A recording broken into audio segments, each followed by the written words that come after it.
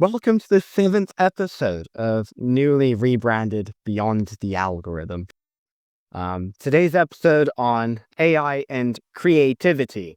We have for you, as always, three questions within this domain. The first of which, we jump right in, is creativity unique to humans?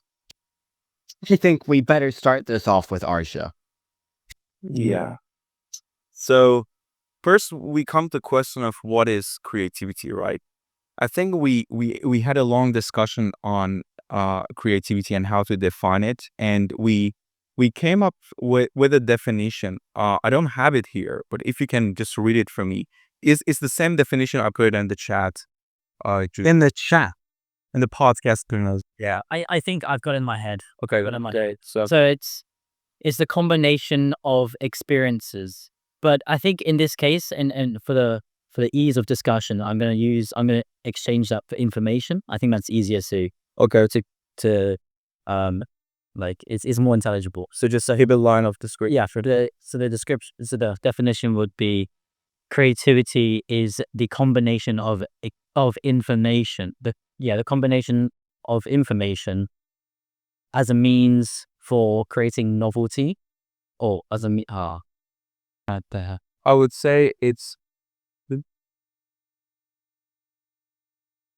How about I like where we're going with this, but Cambridge, the Cambridge definition for creativity, which I thought wasn't the entire picture, but was good enough, was, let me grab this back up. The ability to produce or use original and unusual ideas.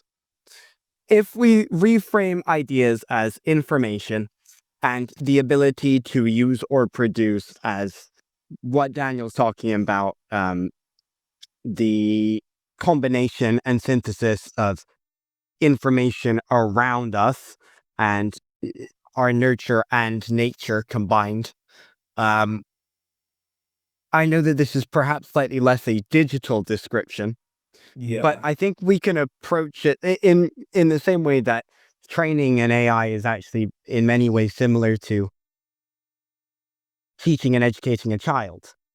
You provide it with information, and in this case, the AI's nature is its algorithms, its weights, its training data, and the nurture is, I guess, both in the training data, but then also in the prompt, because you are providing it the domain in which it should be looking to synthesize, I guess.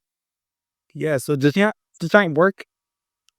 Yeah, the one that we came up with, I actually like to stick to this one like as experiences, because I want to say the relationship between this and the creativity for AI, because we defined it as the process of combining experiences that gives novelty as a means for understanding the universe. So that's how we defined creativity. So we said it's a process of combining experiences, and if we as human beings can experience things in a very limited way, of course, because we might have some experiences that we can comprehend at this point, right? Because of the limited technology or understanding of our own brain. But I think AI works kind of similar, because the way that we just started the whole AI revolution is just we use the whole neural structures of our own brain to make a neural network that mimics human thinking and human logic, right? So the concept of creativity, I think it's not unique to humans. It can expand to maybe something non-biological, but at this point, AI is not creative. It's just intelligent. And I don't want to go there between like intelligence and creativity, because I know it's going to be one of our questions and discussion, but I think AI is intelligent to some sort to recognize the patterns. But it's not a unique thing. Like AI hasn't provided something unique. Like we haven't used AI to discover a new science, right? Or to make a new product that is kind of revolutionary the way internet was or iPhone was. So it hasn't created any sort of meaning for long term for us as human beings. At this one, AI is just recognizing the patterns without any sign of creativity. Yes, we see some anomalies. Like we see sometimes we give the same data to AI, and it can actually be trained on the same data, but recognize different data that it hasn't been trained on, right? So that can be some sort of early creativity stage for AI, but I don't think it is something unique to human beings, at least at this one. That last bit was what, unsupervised training, right? Yeah, and that's called unsupervised training for like a technical term, because what people think AI is just we give like some sort of data like A and B, and then we ask the AI to recognize the same type of data as the trained data. But that's just supervised learning. We have something called unsupervised machine learning, which we train the data on data A and B, and we ask to recognize data C, which is a different type of data. So it has some sort of intelligence and sign of creativity, but it's not there yet compared to image. So in this case, the sign of creativity is in its pattern recognition, correct? Insofar as we've talked about the combination of experience, the synthesis of experience as part of creativity, or even one of the fundamentals of creativity. In that way, AI does engage in this process because it does combine and it does synthesize. It takes ideas and it provides you new data or generated data based on patterns it's seen previously. I think I really like the way you put it. A mimicry, really, of the way we humans approach it. Yeah, because I mean that's the limitation we know. Like, what's the highest intelligence being on this planet? It's human beings, right? Or at least we know that at this point. So what you want to do with the artificial intelligence is to just try to mimic ourselves, which is kind of moronic because we don't know how the brain works for us. And we want to include the intelligence. Like, I don't know how we're going to pull this out, but it's just um very vague in a sense at this point. Daniel, I- what are your thoughts? Let's try and break, instead of like getting in a mess with definitions, because it's always tough with these more like fundamental things, um, or once we get closer to fundamental things. So what are the necessary components? What are the necessary conditions that needs to be for there to be creativity? So then we need something that is novel. Yeah, we need something that's novel, unique. We need some sort of experience or information that is put together, right? So I think you guys are correct, in my perspective. Like, yes, it's recognizing the patterns, and then there's creating new patterns. That is pretty much what creativity is. I remember Andrew Huberman was talking about creativity. He backs this idea too. It's the combination of information to produce something that is separate with that information, but it then produce something else that is separate of it, that is different and unique. So it is a configuration of parts. Yeah. Yeah. Points towards a unity of something that's different. No, I think you're spot on there, because even where this new idea is new and organic, it is dependent on the synthesis which has happened prior to that. So it's not wholly disparate. But in many ways, if we think of life and human experience as one very vast root system, where you come from the earliest humans and where we are now, our experience and our understanding has broadened to such an immense degree. Instead of creating something wholly separate to experience prior to us, we are merely just furthering one of the roots, furthering one of those branches of the tree, maybe. It's not disparate, it's still part of the whole, but it is new. It wasn't on the tree prior to this moment. yeah, it's like you're trying to find something new. Okay, all right, define new. Like, Yeah.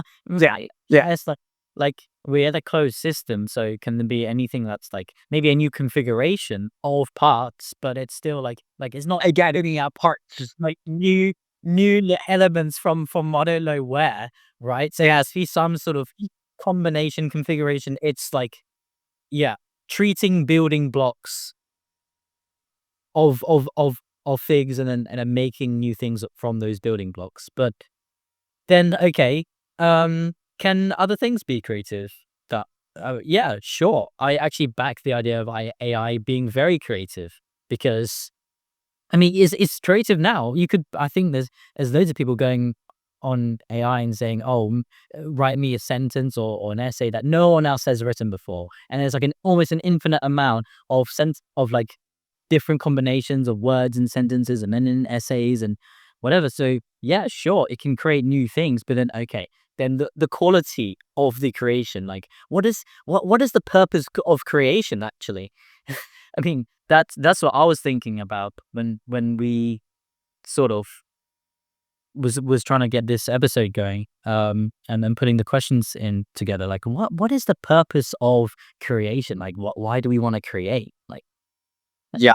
so, so yeah, maybe that's why it's as a means to understand the universe. Well, and for us, maybe if there is a God to create something good or better, or as a reflection of the God, maybe um yeah, to create to have this sort of becoming process is part of the process of phase, right? Is the Yes. creativity. It's very natural. Absolutely, and I think it's very expressive too. If we branch away from the idea of maybe scientific discovery, creativity within the scientific domain, where you take two ideas which perhaps before were viewed as disparate, you tie them together and discover a whole new path that one can go and explore further. If we think of um, all the incredible composers and writers that have existed that have provided this um, incredible repertoire that we have at our fingers now, this library of art. These people were looking to express thoughts and emotions and experiences, which in many ways are the human creativity process is very special, I think, because where um, training data and the internet is very much a homogeneous single frame of reference. Each human experiences that information in a different way. And we are talking about consciousness as a definition. Again, we won't go into what consciousness is, but um, I heard a definition thanks to something you sent me, Daniel. You said the Human Garage, one of the podcasts you sent over, where they were discussing consciousness as perhaps a user interface with reality. And in this way, all of our eyes Tiny bit shaky. Sorry.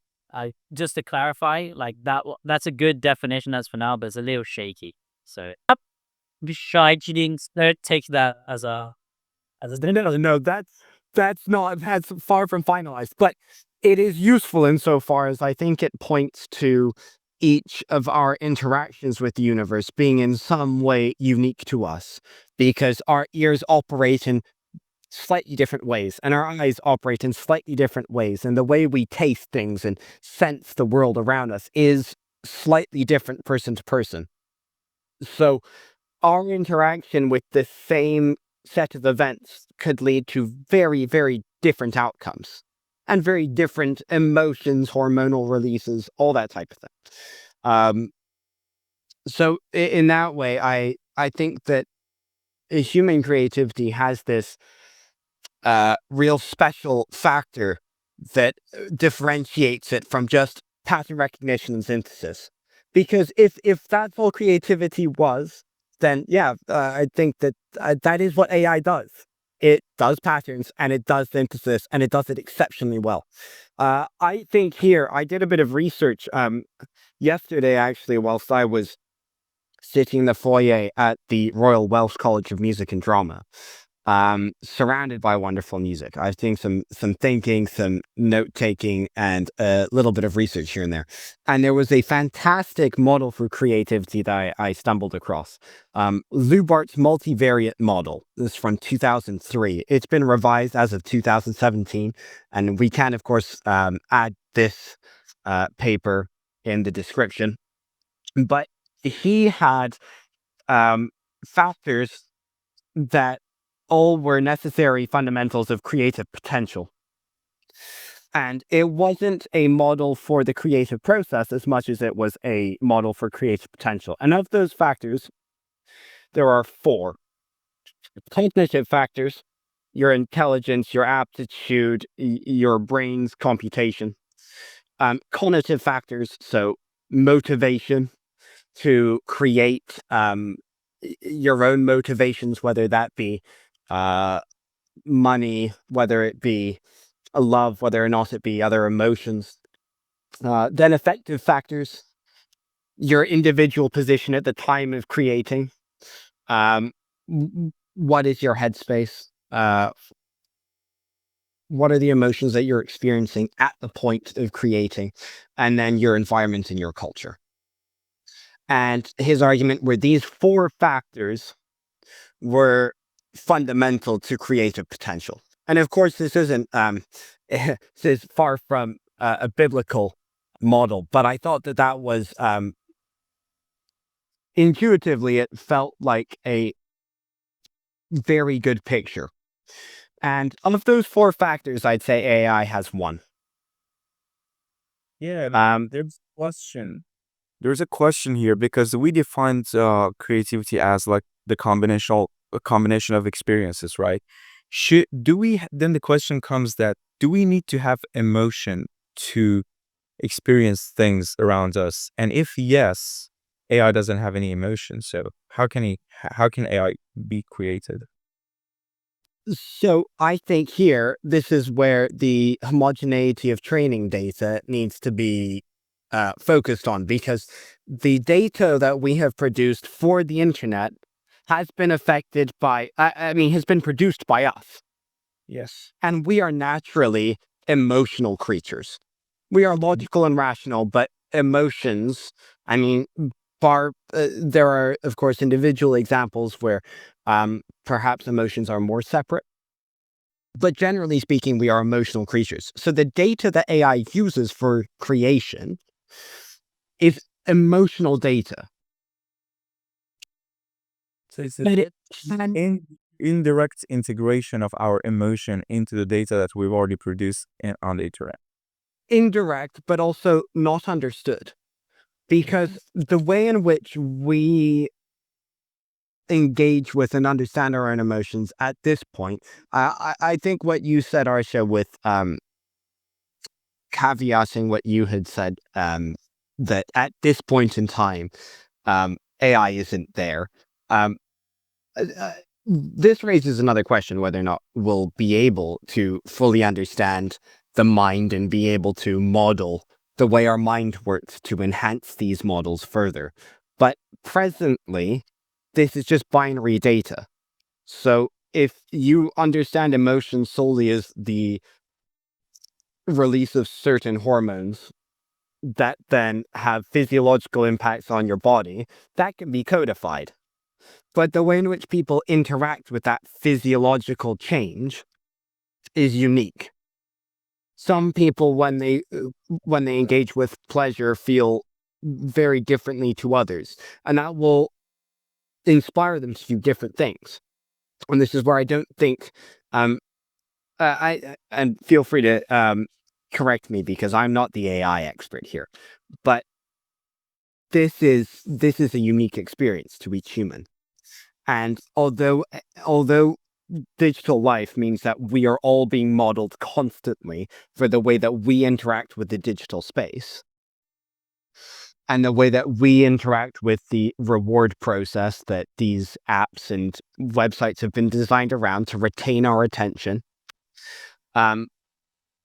it's not understanding who we are, it's understanding our behavior. And this is where perhaps as we start tracking ourselves more and more, and we start tracking our neurobiology more and more, and then mapping that against behaviors, perhaps we'll have a more comprehensive understanding of how certain physiological influences impact our behavior and attention, etc. Perhaps that will change this question of whether or not AI can be creative if it understands really how we as individuals interact with these physiological responses. But at present, um, it seems to me very binary. It seems lacking in depth. Um, the AI doesn't. Yeah, I think now I get why Elon is so focused on robotic, because I think integrating AI into robotic and using like a physical AI to interact with the nature is the way to go forward to make them actually experience what we experience in the real world, right? Is experience a physical thing? Not as like a I'm not saying like it's a physical thing, right? But AI is now here. How can this goes and explore the nature by itself, other than the only data that this is trained on is the one that comes from us, right? What if this can actually collect the data itself by exploring the nature? So if you want to do that, you need to be physical. Sure, but that's then only for physical experience, because a robot won't be able to experience loss. Like, how can a robot turn around and experience death and the contemplation of death when its system can just be replicated? How would it? Okay, RC. So it would, if we have the if we have the LLM integrated into a physical AI, okay, like Optimus robots, okay, and then we put a Neuralink chip inside the brain so it can actually neurologically experience the pain and all the emotions. But you're talking then is a full analog, one-to-one of a human that is just digitally constructed. We need to. Where does the experience come from? No, sorry. Where's this experience going into? What do you mean, like? Like, where? Let's say you have the robot, Yeah. and then the robot so-called experiences in the physical world, if we claim it to be physical, and by smell its flower. Yes, yeah, sure. They smell the flowers. They see the mountains. They eat the honey. Okay, where is the where is the experience go? Is this going into a bank? I mean, what's It goes into the brain, the neural link. yeah, okay, and the brain, And there it can actually connects to the LLM, yeah. and they can actually feel the experience. Wait. It's just speculation. Hold on, is one the feel. Okay, that's important. So yeah, sure. It goes in. It goes through all these complicated processes. Okay, Yeah. we don't need to name them, and then it's just gonna feel. Okay, you put your hand here, right? Yeah, that's me. I'm conscious. No, it's self-consciousness with us. With a robot, that's what I'm trying to get to. Yeah. We can't be putting the most complicated configuration of Well, I'm not sure feeling is kind of related to consciousness. it's like directly No, associated. you don't need consciousness to actually feel something. Like Hundreds. it's low level thing. Feeling is a low level thing. It's like, imagine if your hand is here and I do like this, you feel the pain because it's just all the sensors and all the neurons just saying that it's a what? for nothing. It's just a feeling. No, see, that's not true, because it is a feeling, but our brain, so the neurons are firing. The neurons have understood, okay, something has happened there. But there are Yeah. people who don't feel pain because there is just some connection missing in their brain. I mean, Alex Honnold doesn't feel fear, right? Yeah. Let's talk about feeling. The AI could touch something, the robot could touch something and go, this is soft. It doesn't cause me much friction when I touch this. And turn that into binary data for this specific thing is soft. Yet, I think the difference that Daniel is drawing us to, which I think is key here, is a robot could look at a sunset and go, this is what happens when the sun hits this point in the sky and the light refracts it through the atmosphere, and these are the colors that it produces. And it can transfer all that into data as an experience. But a human looks at that in the context of its entire life experience, which is wholly unique because we come from different frames of reference, whereas the robot has had a homogeneous training, even if you then put each robot to go and live in a, different environment, so you increase the diversity of the data to a certain extent. A human looks at that sunset, and the human's mind just starts asking questions. It's not just about the colors that we see.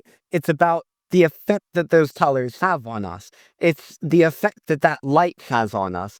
And more than that, that produces, so again, that's feeling, and you could probably codify that because you could say, the robot could understand, okay, this specific light quality is different. And if it was a direct analog, like a one-to-one of a human, then perhaps it's then producing some synthetic melatonin and going, this makes me feel more fatigued than I was previously. But a human's interaction with that goes so much deeper that the human looks at that, and it's not just a matter of feeling and transferring that to a data set, to this is what I'm experiencing at this point in time. The human's experience goes past that, and we see that it provokes emotions and it provokes memories as well, because these things we have felt before.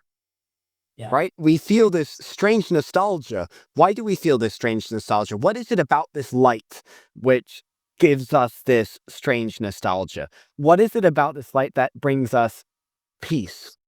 This is very personal, but a beautiful sunset is something that I take a great deal of joy in and find a great deal of peace in it also. It's not just something that I see and go, that was nice, and then go back to my day-to-day living. Like, It's biologically hardwired into us to enjoy the sunset as well. yeah, absolutely. And in this way, not only is the robot then, because we can talk about getting ever more complex, right? And I've got notes here based on the fact that, yeah, you can get an AI to make something that is more organic than something else, right? You can write a prompt that is so incredibly complex and long that you're forcing the AI to produce something that really you have spent a great deal of time thinking about. But then it's still drawing off that training data. Oh, So it's only so organic. Whereas a human, let's say you see that sunset and you want to not just, there's a difference between a photo and painting, right? You can take a photo of that sunset, and that's a record of that sunset at that specific point in time. That is like data. But sitting down and painting it's a transfer. You felt certain things. You will pick certain colors. You will highlight the things that you saw. In the same way that I love Studio Ghibli films and I love other animated, like proper art film, because you can film everything and you can do it live action, and that's fine.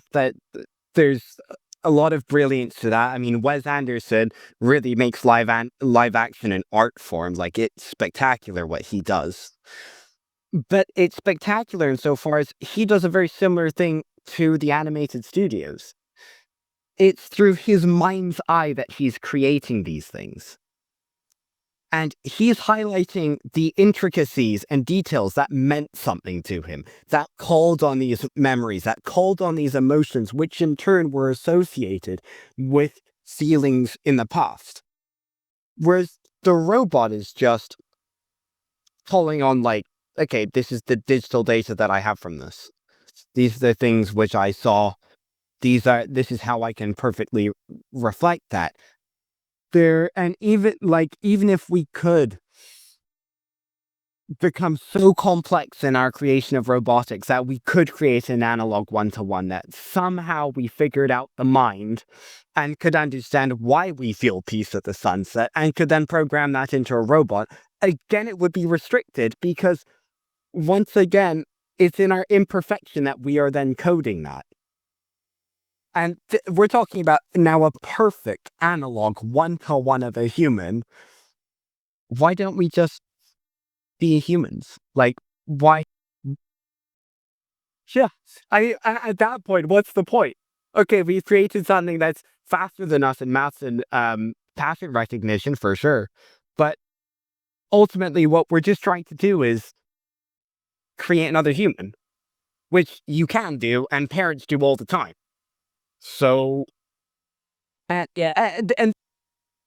this is where I think Lubart's multivariate model points to a specific lack of motivation, because we provide the motivation for the machine, right? The machine doesn't have motivation unless it's provided motivation. And whether or not that changes, whether or not we get to a point where we accidentally program consciousness because we don't understand it at the moment and we don't understand the mind, but perhaps we accidentally do that, well, then that's a variable that could be considered. But then the effective factors of emotion at that specific time. Like, do the robots have the stress of providing financially for their family? Does the robot have the stressor of being able to protect their family?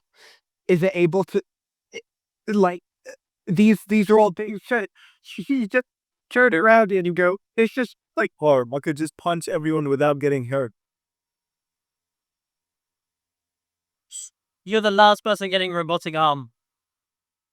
But I think more than just providing the emotion, because you're focused on the data level, right? And that's the most important part because that's the first part. But I think we have to really find the algorithm as well to actually understand the emotion. So it's both data and the whole structure of the neural nets that we should redefine if we want to actually make the AI creative over time. Sure.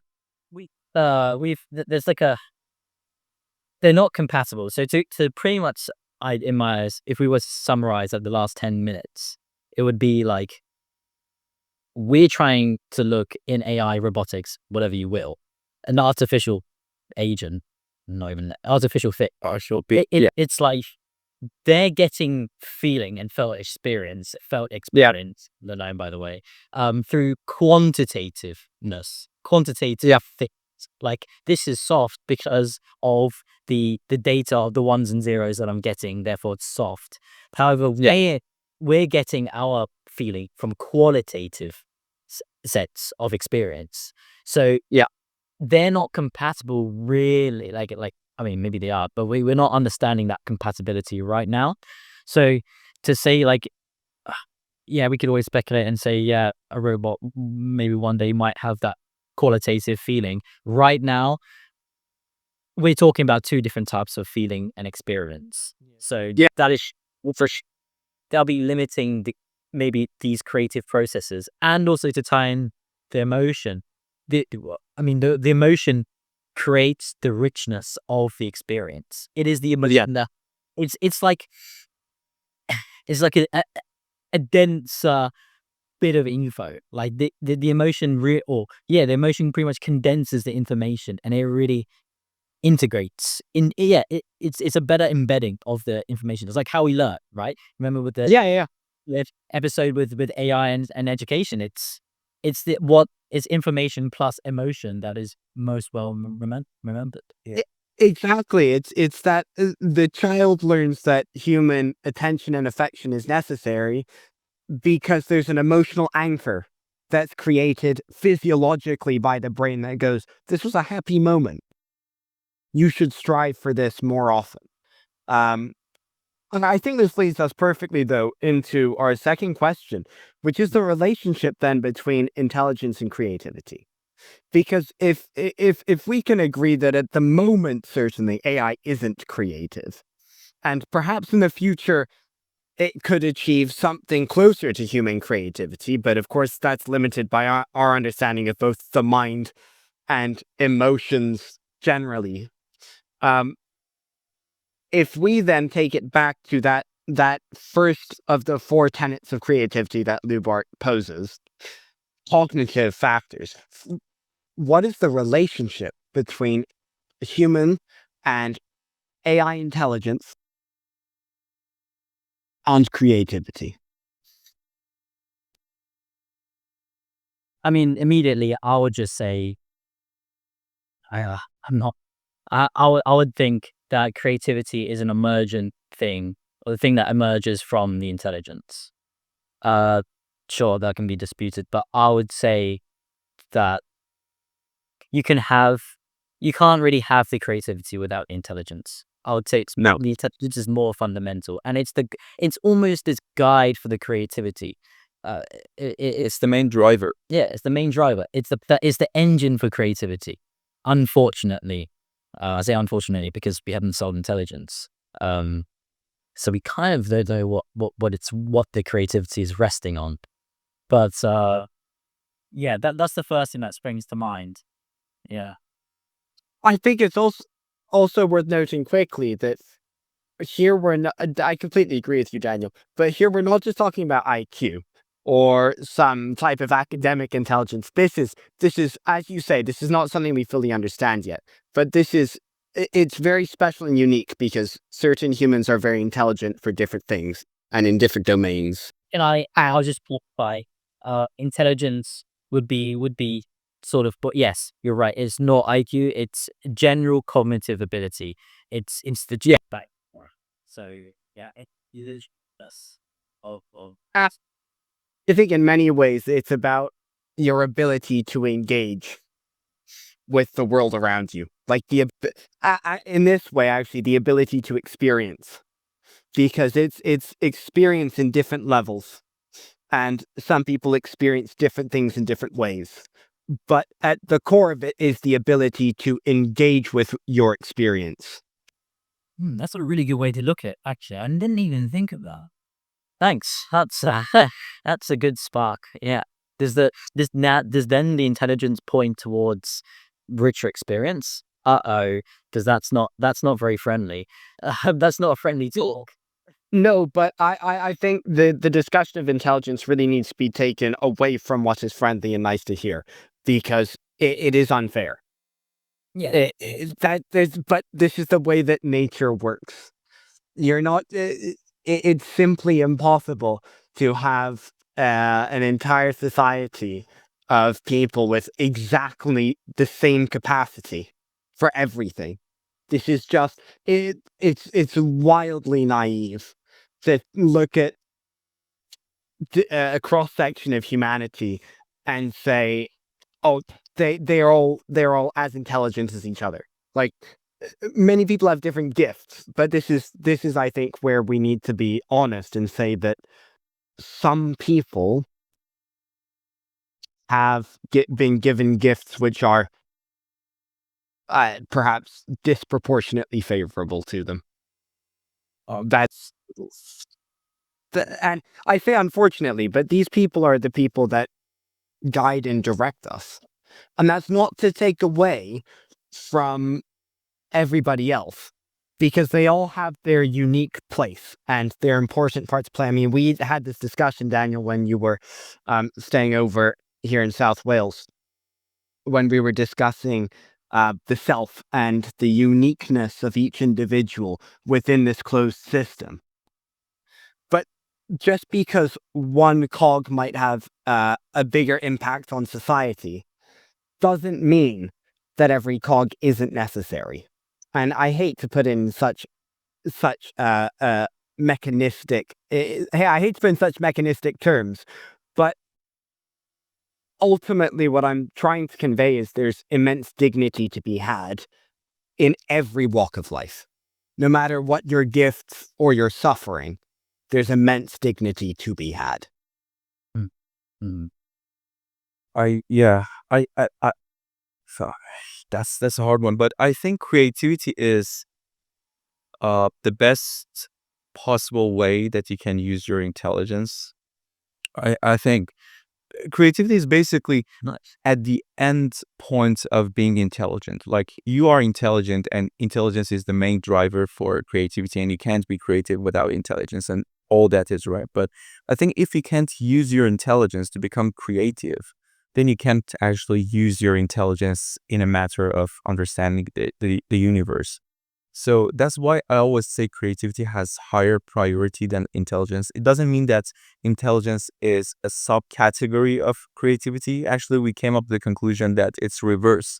And creativity is like a subcategory of intelligence. But I think still, if you imagine like intelligence as a line, at the end of that line is creativity. And that's where we should be heading to. To use our intelligence to become creative beings, to actually understand the whole universe and discover the science and produce products. No, I completely agree.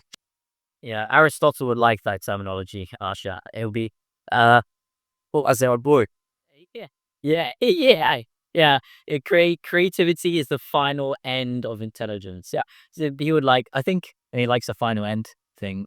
Yeah, I would agree. Yeah, it's it is the best use of intelligence. Yeah, it is. There are subcategories because I mean, creativity comes from the different aspects of G.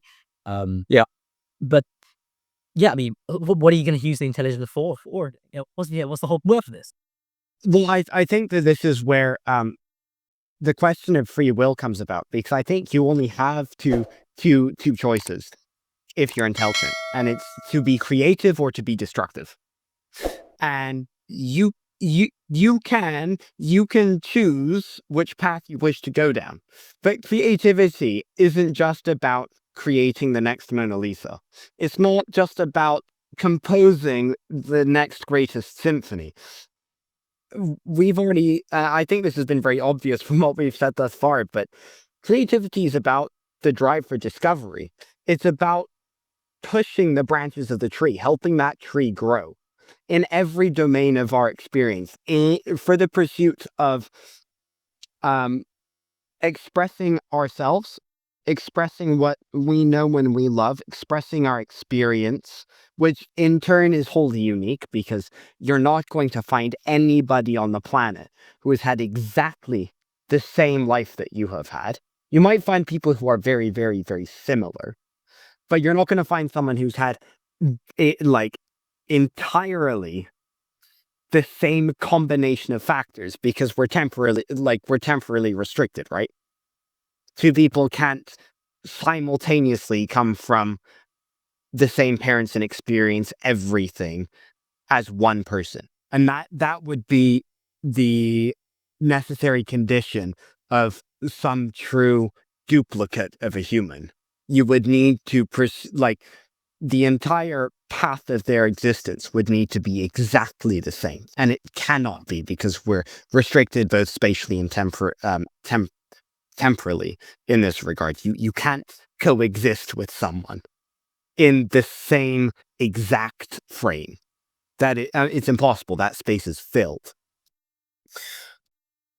So in this regard, using your individual creativity is using something that's actually,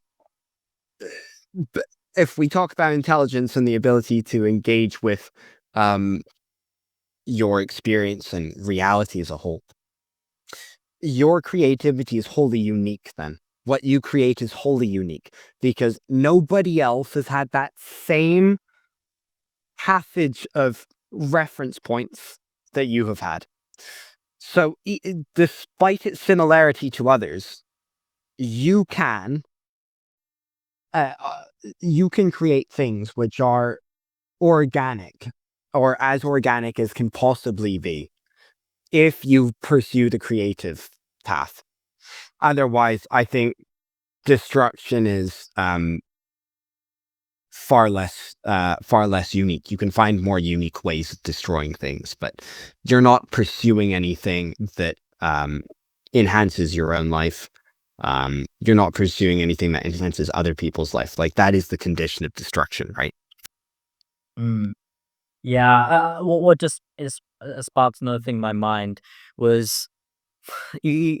I remember the other day, Ashley, you said to me, so some people they they kind of like remove all of these like they keep their life very, you could say, mechanistic or monotonous. So then they Yeah. could think on their creativity, you know, right? But I was like, I don't know, because most of the creative people, they had the most chaotic lives. Okay, Yeah. chaotic.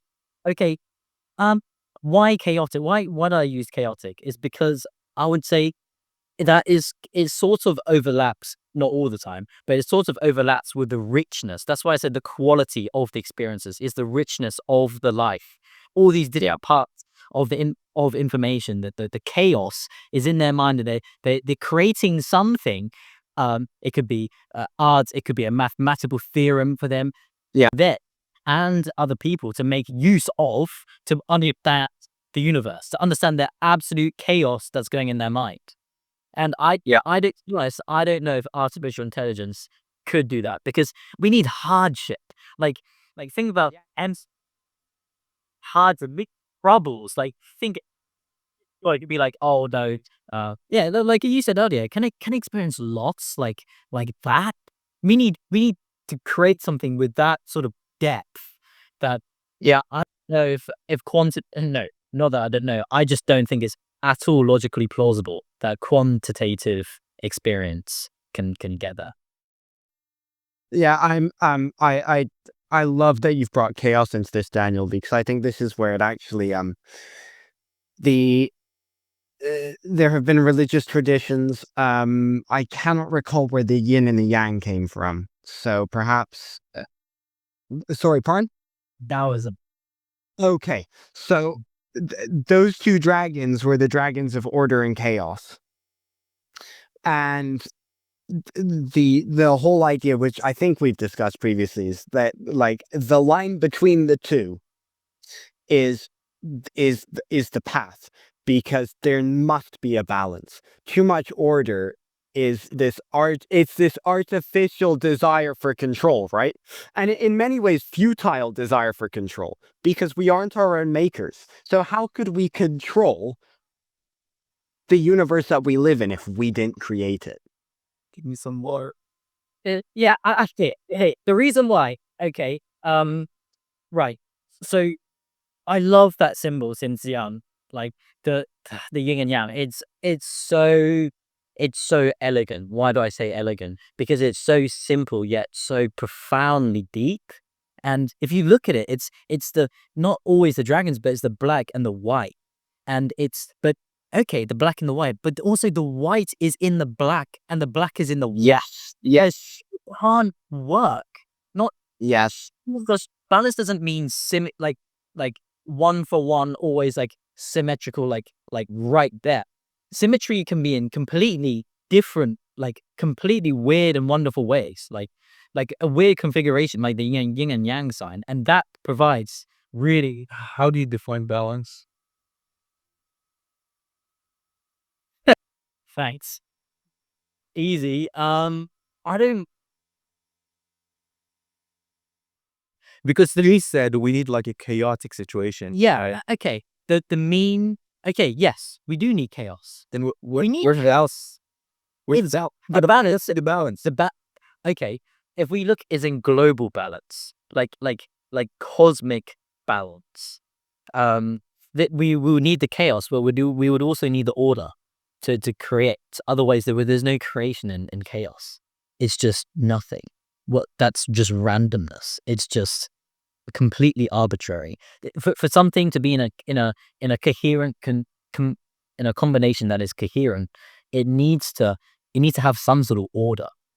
And the balance, maybe this is going to be not the best definition, but it's the mean. The balance is the mean of the tension of opposites. The mean between the tension of opposites. The mean between the tension of opposites. Yeah. Yeah. The equilibrium found between two. And I love the way you put it, Daniel. Yes, it is such a simple symbol, but so much is communicated. And I think one of the key communications of the symbol is in the eyes, or the white and the black within each other. Neither can exist without the other.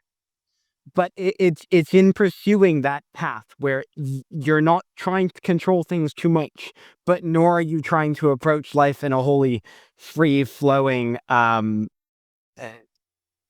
don't want to use the word chaotic, 'cause that seems like a bit of a circular definition. But um, you're not approaching life with no order whatsoever. That the most can be taken of it. I think it's spot on. I think it's spot on, and I think in this way, actually, the AI is as close to a wholly ordered system as you can get, because the only chaos which an AI ever encounters is the chaos of new data. And where does that new data come from? Well, it comes from us. The AI it's got algorithms. right? It's still built on the systems that we've built.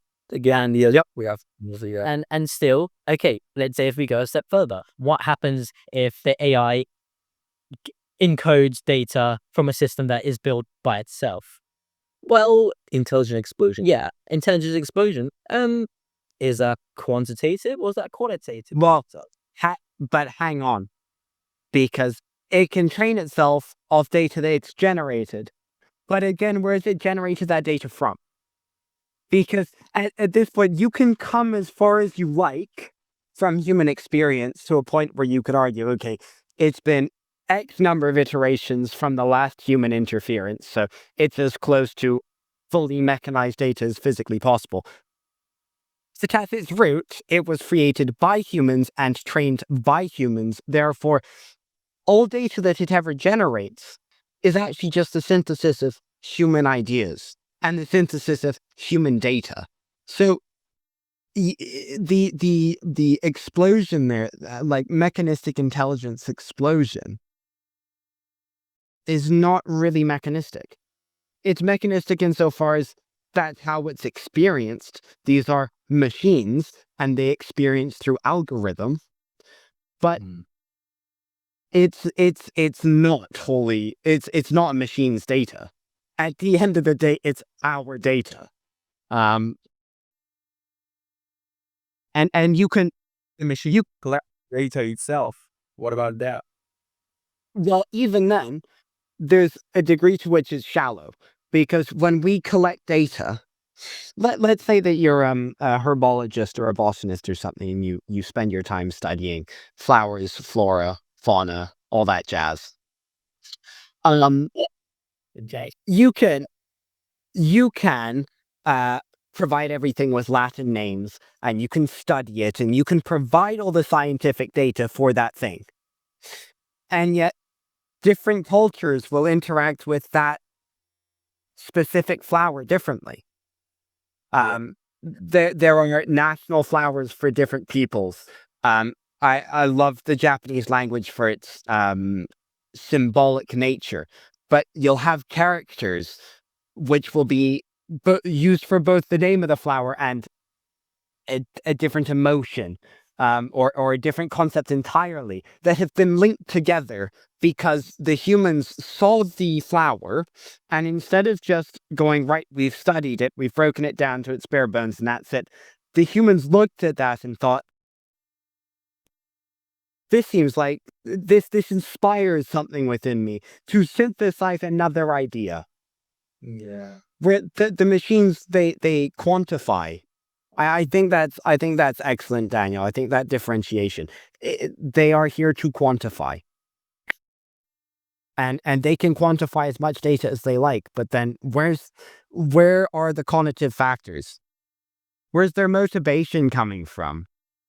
Are they experiencing suffering? I missed out that the motivation. Goals. Yeah, like no, or even yeah. Would there be motivation without the goal? I don't know. We'd have to go there. But the motivation point, yeah, I think that's deeply embedded into the creative process. Yeah. Yeah.